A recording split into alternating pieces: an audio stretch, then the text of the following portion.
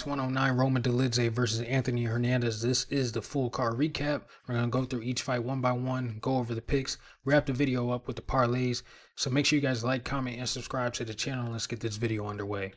We had some really questionable judging throughout this entire card, but going through the fights, man, couple, the decisions that were on display, or the decisions that were split, definitely shouldn't have been. We had like 3 or 4 of them tonight, and then couple finishes. But again, this card, like I said before, I gave it a 4 on paper before, and it probably stayed around like a 4 or 5. I really wasn't, too turned on by the performances throughout the night. Couple knockouts, I'd probably say like 2 finishes probably gave me like, oh, but other than that, card was decent, man. Let's get it started with Gabby Fernandez taking on, not the first night. The first fight. The first fight was Cody Brundage versus Eric McConaughey, which was a split decision, and it could have gone either way.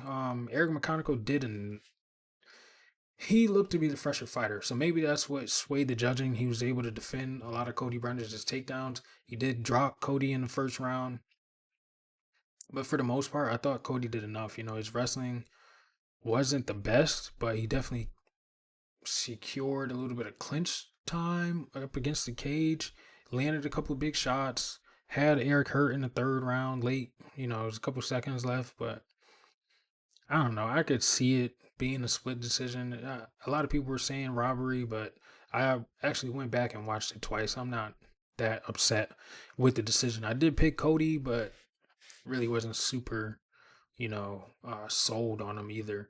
It was a chalky favorite too. A lot of people lost money on Cody.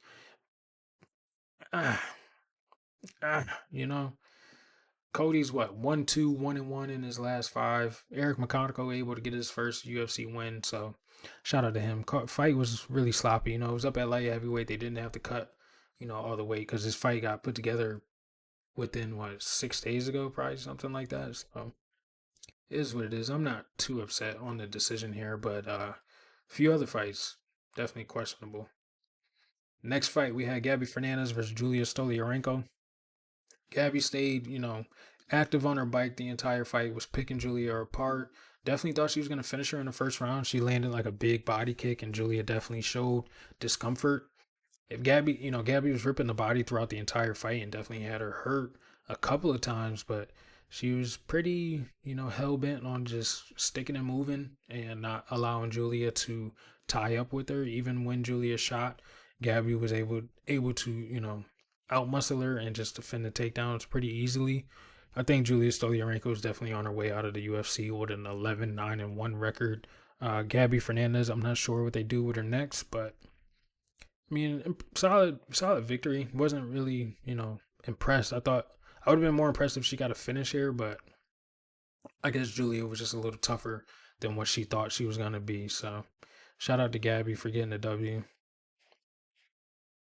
Next fight up, we had Uros to Dr. Medic putting Gilbert to sleep. Man, I definitely thought Gilbert Urbina would be able to, outmuscle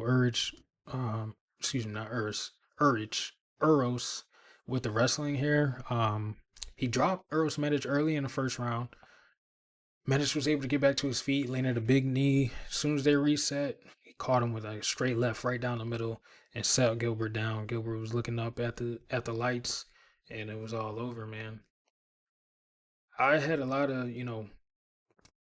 confidence in Gilbert being a big underdog here. I thought, like I said, him being the bigger, stronger grappler, thought he would be able to close the distance a lot better than what he did. But Uros, picked him apart, and I guess this is exactly what the doctor ordered. Case of disease, man. You can never beat it. So shout out to Uros Medic getting, a bounce back knockout victory here. Next up, we had Jocelyn Edwards catching a zombie girl walking in and putting her to sleep. She landed a beautiful 3-piece combination, and Priscilla was out as soon as she hit the mat. She caught her with like 2 more shots after that, and fight was over. But Jocelyn, man, sky's the limit. I told you guys I was, not a big fan of hers, but I'm definitely interested to see, how far she can go. If she can dial in weight cuts, and if she can, could keep improving her wrestling game, Jocelyn Edwards could definitely be a name to watch for a bantamweight title. I'm not sure, where she gets booked next. She did call out Myra Bueno Silva and Irene Aldana. Those are two fights that'll definitely get her name, out on the map. So if she get one of those booked again, because she was supposed to fight Myra Bueno Silva, she could get that set up, and she does what she needs to do there. Jocelyn Edwards could definitely be, one fight away from a title shot. So shout out Jocelyn, putting Zombie Girl to sleep, in a very impressive fashion too. Next fight, we had Elijah Smith sending Toshiomi Kazama to the hospital after a Rampage Jackson slam. Kazama had Elijah Smith in a triangle after, a hellish paced first round. He was throwing up submissions like there was nothing else that he could have done. Threatened with like an armbar, threatened with the triangle, and he threatened with I think it was like a knee bar or something like that. But Elijah Smith, man, he stayed calm, stayed patient, and when the opportunity presented himself for him to slam Kazama on his head, he took it without hesitation, lifted him up damn near above the octagon, and just put everything into that slam. Damn near jumped to land it. Had his forearm on his chin, and Kazama was out as soon as he hit the mat. He definitely did what he needed to do here. The under 1.5 hit, knockout round one, like I pointed out to you guys, definitely hit. And Elijah Smith did what he needed to do. I think they'll probably end up giving him a veteran next, or maybe they'll slow walk him. You never know. He's not even 23, so I think he'll probably fight. He'll definitely fight again before the year is over. If I were him, I would fight again before the year is over, just to get another fight under his name too. Not 10 fights now. I think if he gets another one before the year is over, that would definitely be good for him. But yeah, good knockout for Elijah Smith here. Next fight up, we had Julius Juicebox Walker taking on Rafael Cerqueira. Um, I need Julius Walker to tune into the striking, because if he can get his striking together, his wrestling ability is definitely there. He was able to control Cerqueira for about 2.5 rounds, but in the striking, he definitely looked uncomfortable. First round, Cerqueira was, catching him on the outside, landed some solid shots, and forced Julius to shoot the takedowns. Third round, Julius, looked a little gassed, even though he trains up at elevation. He definitely looked a little gassed. Got clipped 2 or 3 times, did the chicken dance, but ultimately was able to regain composure and take Cerqueira down, controlled him to ride the fight out. Landed, a couple big shots, threatened a submission, and finished. I believe he finished in like full mount. He rocked Cerqueira in that third round too with like a big left hook, which got him the to secure the position on the mat. But yeah, if he could get the striking, put together, Julius Walker could be an interesting name in the light heavyweight division. I think Rafael Cerqueira is probably on his way out with 3 straight losses, 2 of them being knockouts, and almost getting finished here. But it was a decent fight. I thought Julius would get him out in the first round, but like I said, he looked really uncomfortable in the striking department. So if he could get that tuned in, we could see some decent things from Julius Walker. So next fight up, we're opening up the main card. If you haven't already, make sure you guys like, comment, and subscribe. We have CLD put your boy Eric Anders in the coffin, man. He knocked him out in the first round. I knew he would knock him out. I didn't know it would be the first round. The setups from CLD throughout the fight were picture perfect. He looked too quick. He looked too powerful. He looked too strong. He was able to. Eric Anders did take him down momentarily, but he got right back to his feet after a few fouls from CLD. I think he hit him with like a low blow and an eye poke. They got right back to it. CLD attacked the legs, went to the body, set up the spinning back elbow, and Eric Anders was rocked after that. Hit him with a couple punches up against the cage, and Anders was out. Sitting on the cage literally, and CLD put it on him. I definitely knew he was gonna knock him out. I thought it'd probably be like round 2 or something like that. But throughout the from the lead up to the fight, COD talked about being more aggressive, being first and utilizing his power, and he definitely did that up against Eric Anders. I think Anders might probably do 1 or 2 more fights, but I know they talked about him opening up his own gym, so maybe that he probably ends up retiring here and focuses on that, because when you're kind of split in between 2 different things, it is hard to focus on yourself when you got a lot of things in your world going on. But shout out CLD, getting an impressive knockout here.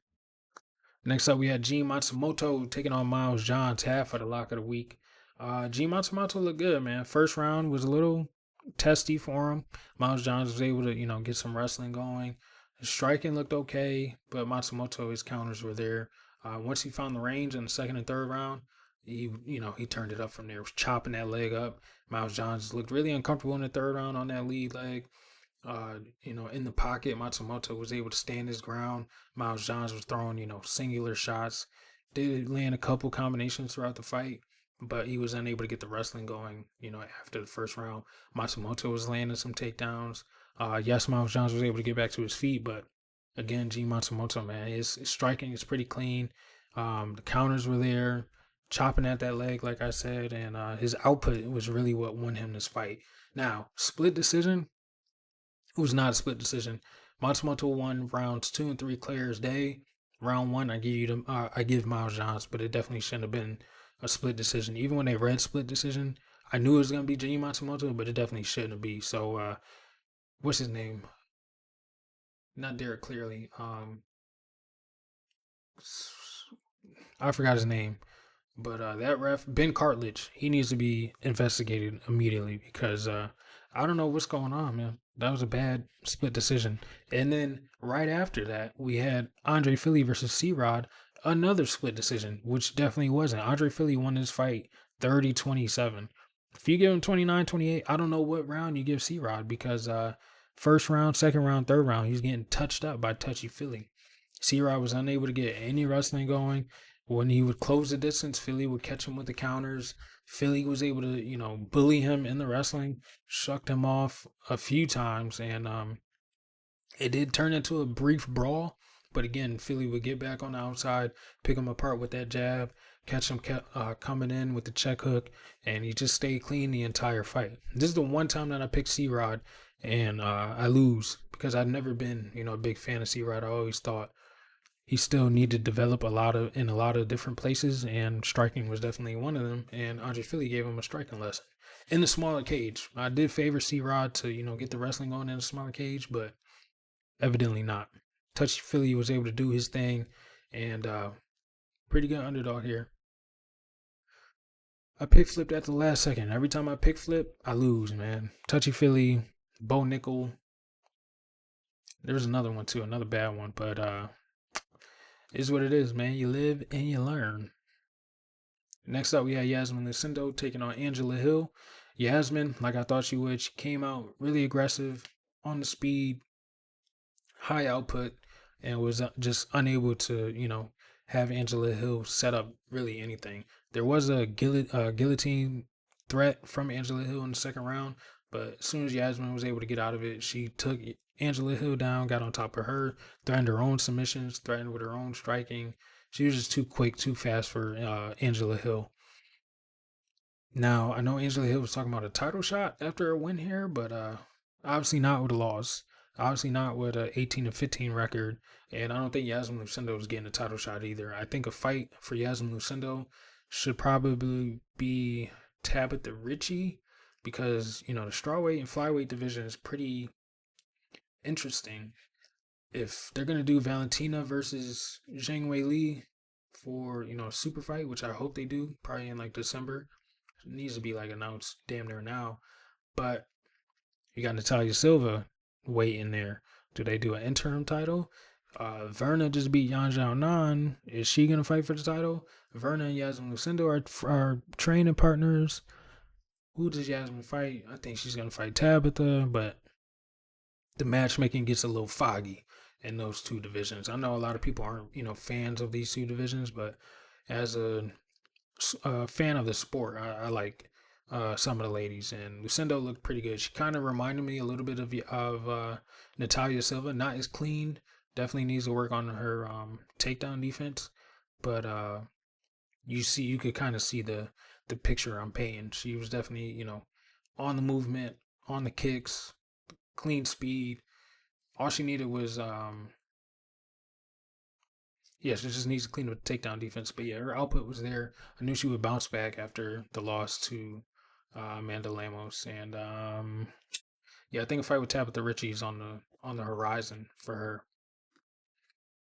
Co-main event of the evening, we had Steve Ursay getting absolutely rocked in the first round, and had me clutching my damn pearls. But he was able to overcome, threaten Ode Osborne with a few submission attempts. I really thought he was gonna secure that third round finish, man, because he damn near was down 2 rounds. Second round, he definitely looked a lot better. The counters were there. He showed the wrestling. He was on top of Ode Osborne. Sticking to him like white on rice, because Ode definitely had the speed advantage. It was pretty evident. But once Steve was able to take him down after that first round, he knew what he needed to do. Third round, he gets him down and he's threatening submission with like a minute left.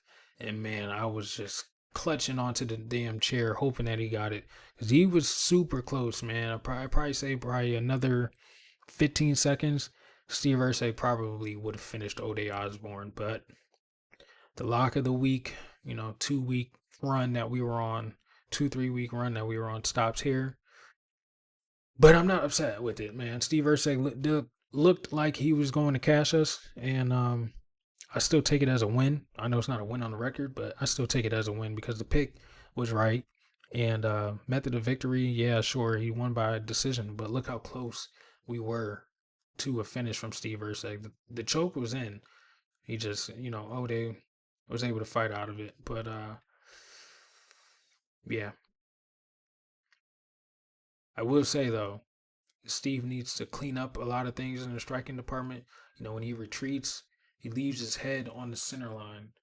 Like he'll move his feet out, but his head is still there. So I would say probably some bigger punchers like a Kai Kata France could definitely do some damage to him. Maybe Steve versus Manal Cop is the fight to make. Maybe Steve versus Brandon Royval is the fight to make, because he's probably not gonna smell a title shot for another three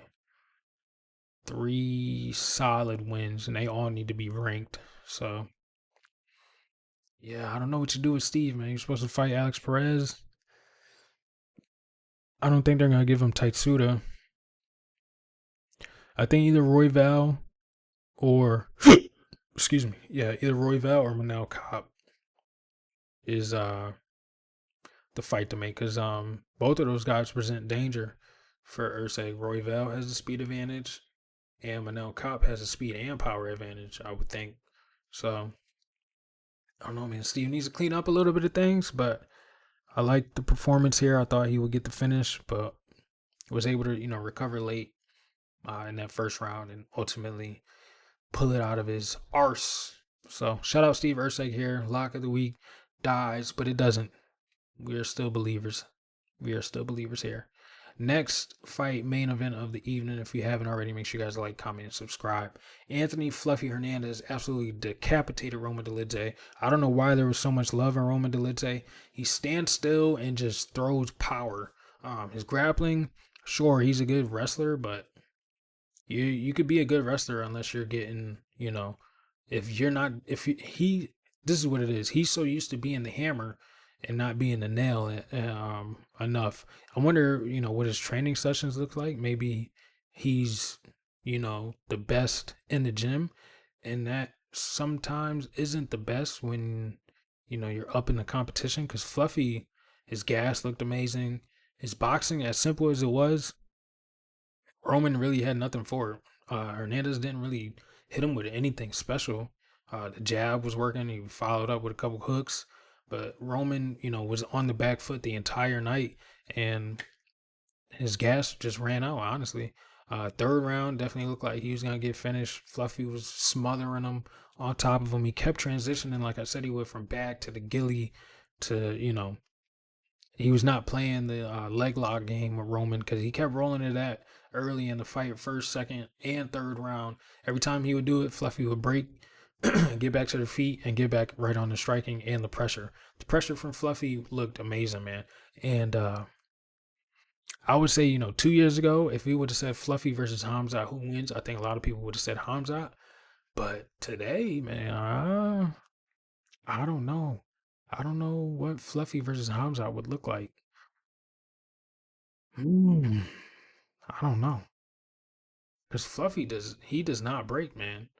Hamzat, we know what that first, round and a half burst looks like. But going long, he looked a little. He had some issues with Gilbert. He had some issues with Kamaru. Yes, he got Robert out of there, but Robert is not good. Um, he doesn't have a good defensive grappling, and Dricus finished him in the first round too. So I think that just, I think that fight is really nullified for Hamza. I don't know. I don't know, man. But that fight's next week, so I got to do the breakdown on that. Yeah, I'm super excited to do the breakdown on that fight, man. But yeah, Fluffy looked really good. Roman Dolidze, where does he do now? Middleweight division, man. If we could, I guess, with call it? What's this? Tapology. If you're not signed in, you can't look at the full rankings. I don't know what the hell happened, but maybe they do Fluffy versus RDR for like a number one because man, I don't know, because Kyle and Nasruddin are fighting. They're definitely fighting for a number one contender. Middleweight has definitely over the years, man. Middleweight has definitely gotten a lot more interesting. I know Sean Strickland is suspended. I don't know how long because of that incident he had in that other promotion, fighting the guy in the ring. Izzy's talking about fighting Sean. Maybe it's Fluffy versus Izzy, but I think Fluffy would run through Izzy, man. He's not gonna give him room to breathe. And we saw, what Dricus was able to do, taking him down. I think Fluffy could probably do the same thing. I don't know, man. I do not know what they're gonna do. RDR, I think they do Fluffy RDR,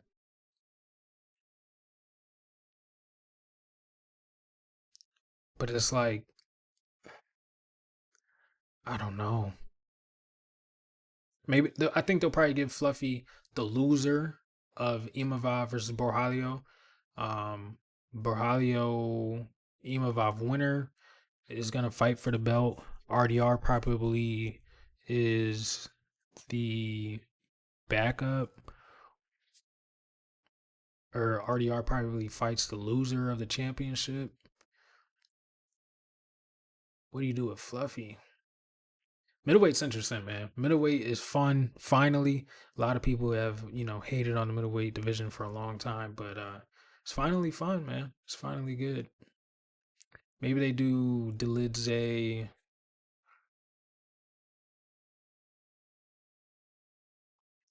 I want to say Dolidze versus the loser of Cannonier MVP, maybe, or the winner. Probably the loser. Give MVP. I think MVP. I'm not gonna. That's next week. I'm too excited for next week's fights compared to tonight. But let's go through the picks. One with Anthony, one with Steve, one with Yasmin. Lost with C Rod, so that's 3-1. 4-1 with Gene, 5-1 with CLD, 6-1 with Julius, 7-1 with Elijah, 8-1 with Jocelyn, 8-2 with Eros winning, 9-2 with Gabby, and 9-3 with Mechanical with the questionable split decision victory over Cody Brundage. Not bad on the picks. Parlays though, let's get to it. Didn't really do too good. Yeah, under 1.5. Smith and Kazama that hit. Edwards money line hit, but Fernandez was unable to get the finish. If we had, we probably swapped that. Line probably would have been a little bit better too, but it is what it is. Brundage money line, he loses. Matsumoto does not get the finish. Duncan gets the knockout. Urbina gets starched. So missed on the parlays, but I told you guys before it was a short. I didn't really, I wasn't too interested in this card, so didn't really have a lot of volume for it. But UFC 319 next week, we got a big belt on the line. We got some interesting fights. The co-main event, Aaron Pico versus Lerone Murphy. I'm super excited to do the breakdown for these fights. So make sure you guys tune in, man. I will have the picks out by Monday, and I'm really interested in what I'm going to do for the lock of the week. I haven't really looked into the card completely yet. I'm going to do that tomorrow. So yeah, make sure you guys tune in because UFC 319 is definitely going to be a fun one. But that is what I got for UFC Vegas 109, Dolidze versus Anthony Hernandez. I appreciate you all tuning in. Thank you for, watching the fights today. I was about to say with me. I didn't live stream it, but, maybe down the line when I get some more time on my hands, I'll be able to do that thing or do that for you guys. But yeah, thanks for tuning in. And I will catch you for UFC 319, full card predictions coming at you Monday night. So stay tuned, lock in, peace out.